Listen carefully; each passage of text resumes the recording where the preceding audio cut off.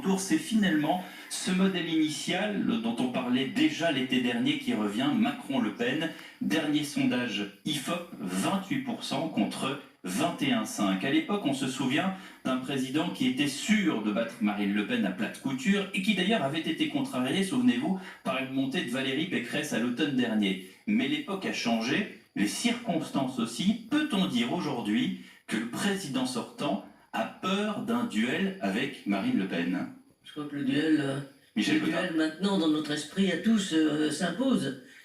Et on voit très bien qu'au fond, Marine Le Pen a bénéficié d'Éric Zemmour et que maintenant elle a résisté dans un premier stade à Éric Zemmour et que maintenant, bon, ce débat que soi-disant les Français n'attendaient pas est en train de se passer. Alors, moi je crois quand même qu'il y a eu beaucoup de changements dans le personnage même de Marine Le Pen. On l'a entendu dans le journal là, à l'instant. Et je comprends qu'en effet, la Marine Le Pen d'aujourd'hui n'est plus du tout la Marine Le Pen de 2017 et que par conséquent, il faudra sûrement que le discours du président de la République s'adapte à des positions plus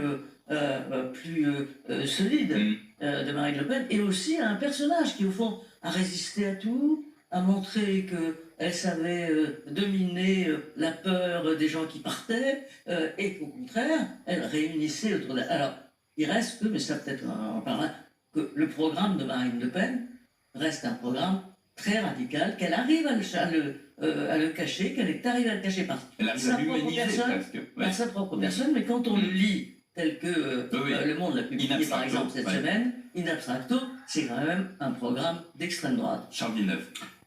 Moi je dirais que le discours de l'extrême droite n'est plus diabolisé. C'est le fait le plus principal pour moi.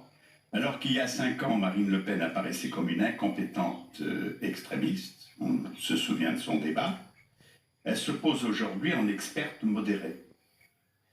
Plus acceptable, plus légitime, plus raisonnable qu'un Éric Zemmour qui lui sert de repoussoir et attire vers elle des voix modérées. Catherine Ney avait rapporté notamment l'une de ses conversations avec Jean-Marie Le Pen et qui lui avait dit, mais il avait très bien vu que Zemmour... Il faut citer quand même, c'est élégant. Oui. Ben voilà. Je peux continuer? Oui. Merci. Je te remercie. Ok.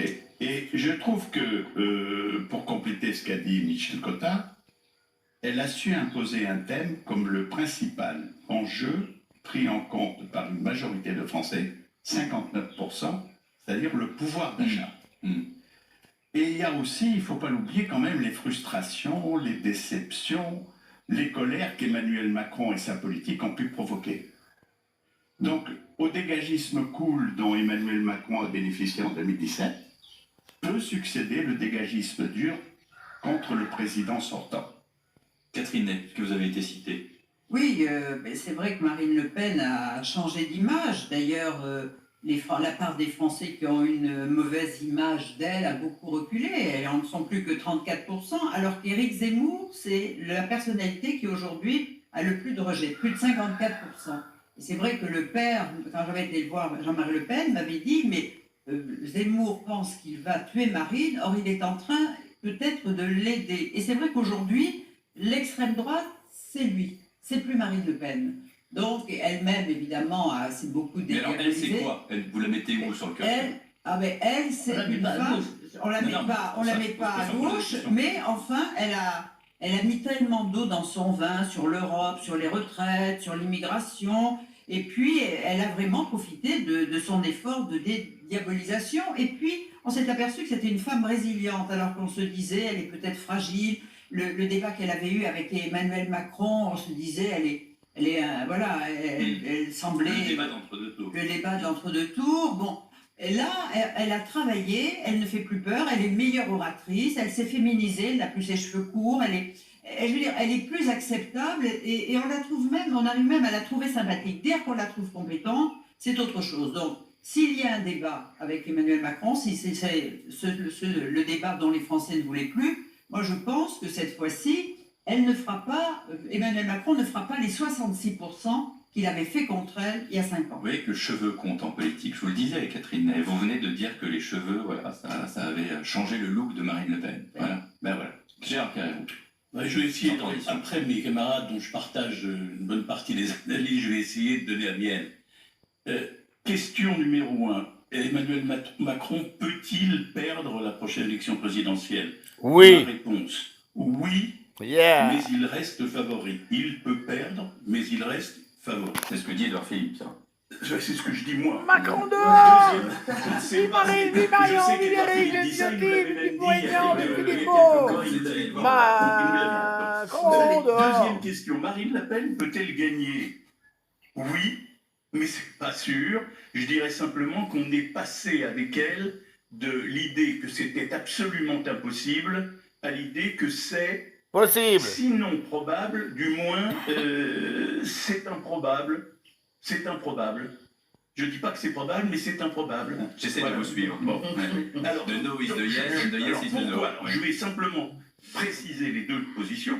Pourquoi Emmanuel Macron pourrait-il perdre? Il a un coefficient de détestation très fort dans le pays profond, qui reste... et Oh ça, oui, oui, oui, oui, oui, oui. beaucoup Oh, de le confrères, beaucoup de déteste, gens là, sur ont la considéré je le déteste deuxième Macron, point, moi, je suis un gros il a ça. quand Je même déteste trop Macron. joué. On peut jouer, mais il y a des limites. Il a trop joué avec la gestion de la Covid et maintenant avec la gestion de la crise de la guerre d'Ukraine. Et moi, je suis côté souris. Il a cru peut-être qu'on pouvait se passer de campagne comme si c'était une simple reconduction ou une simple prolongation. Ça, c'est les raisons qui font qu'il peut être battu. Et pourquoi je dis que c'est improbable mais possible que Marine Le Pen soit élue? Premièrement, je ne reviens pas là-dessus ce qu'a dit Michel ou Catherine. Et j'ai pas fumé, j'ai pas bu. Hein. personnel C'est et normal. sa Je suis campagne, tellement heureux sa que force Marine de a une campagne, chance. Que Laurence, Macron la n'est pas première sûr de fois tout gagner. depuis Ça qu'elle me fait fait du campagne, bien. Elle a des renforts politiques. Son problème essentiel, c'est à part le fait de ne pas être bonne dans le débat, était qu'elle n'avait aucun renfort pour le deuxième tour. Elle a aujourd'hui des renforts politiques. Il y a un électorat Zemmour qui soit autour de 10. C'est quand même 10 points, ça compte. Elle a un électorat des Républicains sur lequel elle peut mordre dans des proportions que je 40%. ne connais pas. Et elle a un électorat d'extrême gauche sur lequel elle peut mordre également. Donc toutes ces raisons font qu'elle peut, effectivement, ce n'est plus improbable qu'elle gagne. Voilà. Michel. Il y a une nuance que j'apporte, c'est que quand même derrière la physionomie de la personne, hein, dont on a dit tous à quel point elle avait profité de sa dédiabolisation, il y a quand même un programme. Et quand on voit le programme, c'est-à-dire avec le premier coup sur le référendum sur l'immigration, ça commence par le référendum sur l'immigration et ça se termine tout de même par une sortie qui ne dirait pas son nom de l'Union européenne, parce qu'à partir du moment où on critique la loi sur-européenne par rapport aux lois nationales, on sort de l'Europe. Bon. Donc quand on lit son programme, on s'aperçoit quand même que vis-à-vis des électeurs de Mélenchon, il y a énormément de différences. Il n'y a pas seulement le côté populaire en commun, mais il y a aussi vraiment tous les programmes d'immigration qui quand même les dépassent et les divisent beaucoup plus qu'on le croit. Bref, je ne pense pas que le brun et le rouge puissent se rencontrer dans cette élection. Mais qui lit les programmes électoraux, Michel? Qui va lire les programmes? L'élection, la caractéristique... Non mais laisse-moi lire juste ma remarque. La caractéristique de l'élection, c'est la personnalisation extrêmement forte autour des personnes. C'est ce qui fait le bonheur des uns et le malheur des autres. Voilà. Le malheur de Mme Pécresse et le bonheur pendant un certain temps de Zemmour et aujourd'hui de Marine Le Pen. Donc les programmes, c'est, je dirais peut-être 5% de l'électorat qui les lit. Le reste, c'est autre chose. Oui, oui, non, Mais moi, je pense considère aussi qu'il y a un cocktail explosif qui fait de cette élection présidentielle une élection peu ordinaire et beaucoup plus extraordinaire que les précédentes. Parce que d'abord, on n'a pas vu venir les gilets jaunes, qui sont très populaires aujourd'hui. 49% des Français s'y retrouvent, de toute façon. On n'a pas vu venir la crise sanitaire. On n'a pas vu davantage venir la guerre, qui est à nos portes aujourd'hui, et qui a fait surgir la menace du nucléaire aussi. Et ce cocktail explosif fait, et je retombe sur mes pattes, si vous voulez, par rapport à ce que j'ai dit tout à Plus l'heure, les banlieues une qui élection explosent et la Corse beaucoup plus aussi. difficile qu'on l'imagine, notamment pour le sortant. Une première pause dans le débat des grandes voix, on revient dans un instant, tout de suite. 10 heures. Moi, je suis un gros chat. Et moi, j'aime bien Marine parce que Marine, elle a mes gros chats.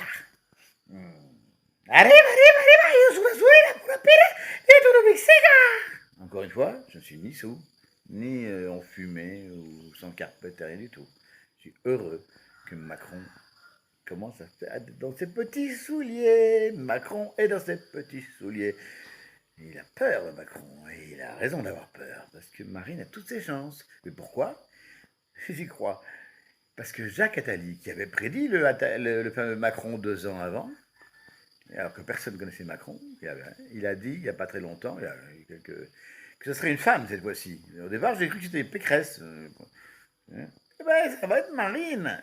Si on sait que M. Attali est dans le secret des dieux depuis 40 ans, il a une fois de plus, il sait très bien qui va être. Et ça sera Marine. Ouh, tout sauf Macron. Voilà, tout sauf Macron. Ils sont 12, je crois, hein, candidats. Je les appelle tous les 11, les 11. Les 11, non, peut-être pas Jadot, là, parce que même si je suis très écolo, celui-là, il est un peu trop loin, lui. Hein. Ouais, ça soit. Vive la France. La vraie France, la France que j'ai aimée, qui me manque et qui n'existe plus, mais qui peut. Rien n'est jamais acquis. Et elle va peut-être revenir, la France que j'aime.